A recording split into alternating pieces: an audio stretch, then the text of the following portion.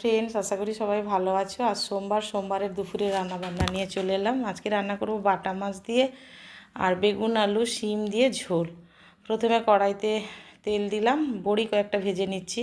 তারপরে জিরে তেজপাতা ফোড়নে দিয়ে দেবো, কাঁচা লঙ্কা পেঁয়াজ দিয়ে দিলাম। তারপরে সবজিটা দিয়ে দেবো, দিয়ে নেড়ে চেড়ে লবণ দিয়ে আর একটু কষিয়ে ঢাকনা দিয়ে দেবো।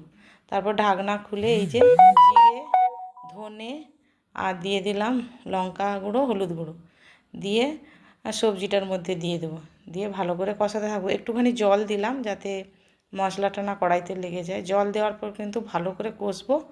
তো জলটা শুকিয়ে গেলে এবারে জল দিয়ে দেব।